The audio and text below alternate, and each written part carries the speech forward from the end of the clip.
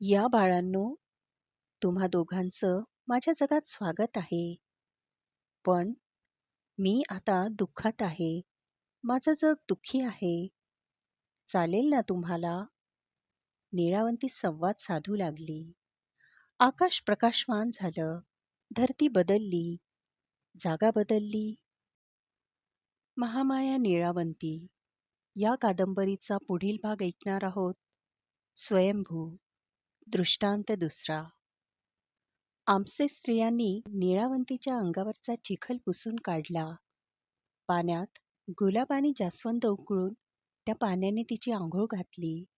निळावंतीने आपले शरीर निरागसपणे आमचे स्त्रियांच्या स्वाधीन केलं. आंघोळीच्या वेळी आमचे स्त्रिया कौतुकाने तिच्या अंगाखांद्यावरून हात फिरवू लागल्या. तेव्हा तिला खूप छान वाटलं. केस धुण्यासाठी कोणीतरी तिचे केस सोडवू लागलं. केसात माळलेला जांभळा तांबिणीचं फूल काढू लागल्या. तेव्हा निळावंती घाबरली. तिने डोक्यावर लावलेल्या निळ्या जांभळ्या दामिनीला हाताने झाकून लपवलं. या फुलावर लय जीव दिसतो ग आऊचा, कोणीतरी हळूच म्हणालं. वासरू अनोळखी गोठ्यात शिरल्यासारखी ती भेदरली. पण स्त्रियांनी हुशारीने तिच्यासमोर काही लहान मुलामुलींना आंघोळी घातल्या. मग निळावंतीने तिच्या अंगाला हात लावू दिला. तिच्या ताम्हिणीला हात लावू नका ग, एका म्हातारीने सल्ला दिला. त्यानंतर निळावंतीला डोक्याखालची आंघोळ घालायला सुरुवात झाली. विक्रमचे हात खांबाला बांधले होते. खांब खोट्यापासून जरा अंतरावर तळ्यापाशी होतं. तो तळ्याजवळ जमलेल्या स्त्रियांच्या घोळक्यात काय सुरू आहे याचा अंदाज बांधत बसला. स्त्रियांनी वर्तुळ करून निळावंतीला आंघोळ घालणं सुरू केलं हे कळलं. पण निळावंतीच्या डोक्यावरच्या फुलाला हात लावताच ती दचकून घाबरली हे विक्रमने पाहिलं. निळावंती आणि त्या ताम्हण फुलाचं नातं काय असावं याबद्दल त्याने मनातल्या मनात काही अंदाज बांधले. आंघोळ झाल्यावर तिचं शरीर कापडाने कोरडं करण्यात आलं. म्हाताऱ्या आमच्या स्त्रियांनी तिच्या शरीराची सजावट सुरू केली. तिला सजवलं.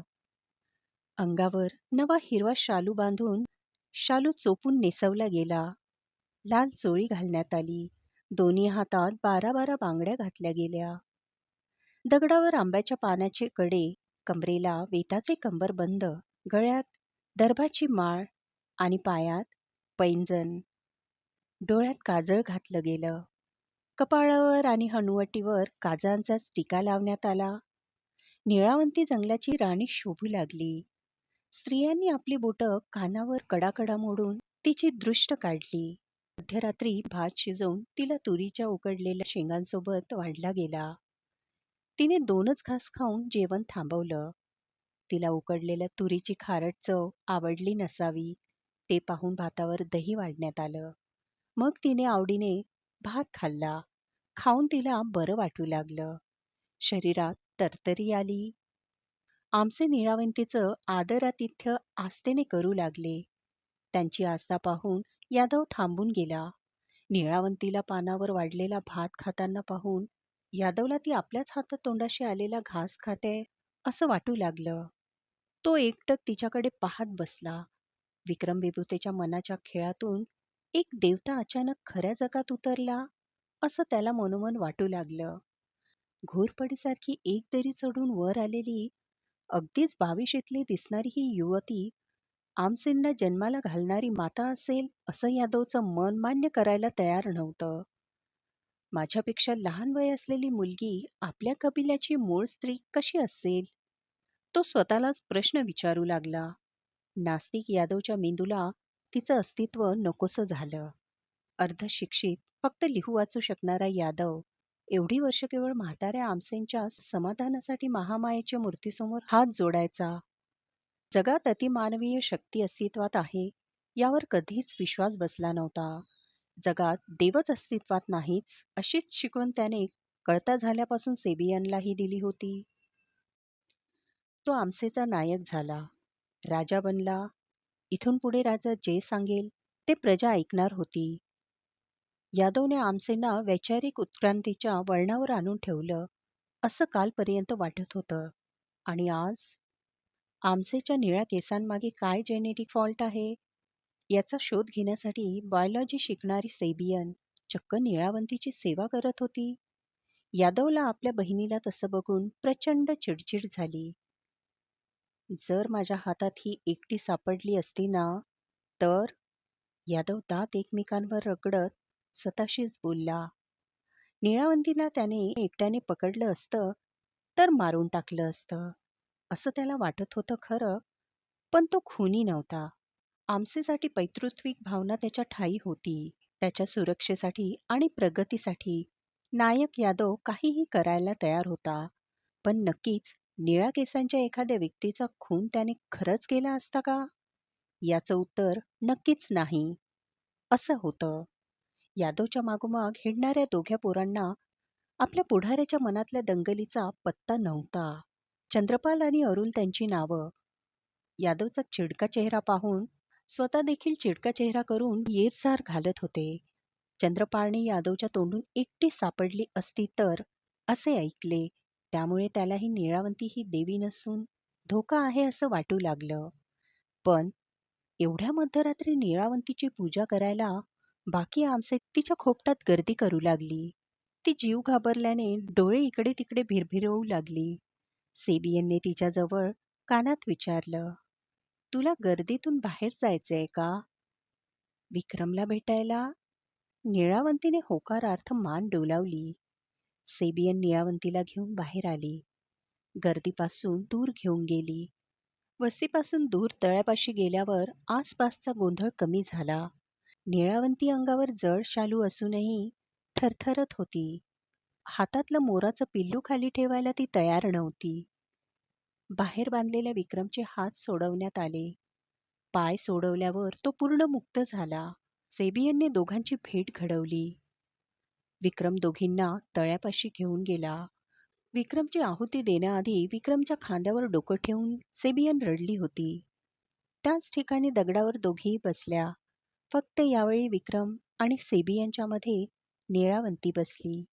निळावंतीच्या डोळ्यातून अजूनही अश्रू वाहत होते. तिच्या गालावर लाल पांढरे डाग जमू लागले. कुतूहलपूर्वक नजरेने तिचं निरीक्षण करणाऱ्या सेबियनने विचारलं, का रडतीयेस ग बाई तू? या मोराच्या पिल्लासाठी का? निळावंतीने सेबियनला आपल्या कुशीत असलेले निश्चल पिल्लू दाखवलं. सेबियनने पिलाच्या उघड्या चोचीला स्पर्श केला. निळावंतीच्या अश्रूंनी पिलाची मान ओली चिंब झालीये हे सेबियनच्या लक्षात आलं. तरीही तिघेही समोरच्या तळ्यात उड्या मारणाऱ्या पाणकिड्यांकडे पाहू लागले. पाणकिडे पाण्यावर मनाला वाटेल तशा उड्या मारत गोल गोल तरंग उमटवत होते. जितक्या रॅन्डमली विक्रमच्या आयुष्यात घटना घडत होत्या, तेवढ्याच रॅन्डम नेचरच्या उड्या होत्या त्या. निळावंतीच्या अंगाला जुन्या झाडांना येतो तसा वास येत होता. विक्रमला आता राहावलं नाही. त्याने तोंडावाटे सांगून टाकलं, मला बोलायचं आहे तुझ्याशी. निळावंतीने मान वळवून विक्रमकडे डोळे रोखले. विक्रम पहिल्यांदाच तिला एवढ्या जवळून पाहत होता. निळावंतीचे डोळे नितळ आणि खोल होते, नवजात बाळासारखे. तिच्या निरागस मानवी डोळ्यांचा शांतपणा विक्रमला थंडगार वाटला. तिच्या डोळ्यातल्या बारीक नसा लाल रंगाच्या नव्हत्या, निळसर होत्या. तिचं रक्त मात्र लालच रंगाचं असावं असं विक्रमला वाटलं. आणि चोळी घसरून उघड्या पडलेल्या खांद्यावरून दिसत होतं. आकर्षक मानव होती निळावंती. तिने आतापर्यंत तोंडावाटे एकही आवाज काढला नव्हता. पण कानांनी आसपासचा आवाज आणि बोलणं निळावंतीला ऐकू येतंय आणि समजतंय हे कळत होतं. निळावंतीने विक्रमचं म्हणणं समजून घेतलं. हातातलं मोराचं पिल्लू खाली ठेवलं. विक्रमने खाली ठेवलेल्या मोराच्या मृत पिलाच्या चोचीला स्पर्श केला. ते मरून बराच वेळ झालेलं दिसत होतं. विक्रमला त्या पिलाची उघडी चोच पाहून शीतपेटीत आराम करणाऱ्या आपल्या पिलाची आठवण आली. निळावंतीने मोराच्या पिलाला खाली ठेवल्यानंतर तिच्या अंगात तरतरी शिरली. निळावंती दगडावरून खाली उतरली आणि तळ्यात जाऊ लागली. पाण्यात उतरून स्वतःला कमरेपर्यंत बुडवलं. हिरवा शालू पाण्यात भिजला. लांब सडक बोट पाण्यात बुडवली गेली. पाणी बोटांवरून सरसर वर चढू लागलं. तिच्या त्वचेवर खेळू लागलं. पाणी विरुद्ध दिशेला वाहत होतं. तिच्या अंगावर धावत होतं. निळावंतीच्या त्वचेवर मानवी गहुवर्णीय हळूहळू फिकट होऊ लागला. अंधारात तिची कातडी निळसर चमकू लागली. दगडावर बसलेल्या विक्रमने आपले दोन्ही हात जमिनीवर ठेवले. हातांच्या बोटांना जमिनीचा विचित्र स्पर्श जाणवू लागला. जमिनीवरून काहीतरी हातावर चढत होतं.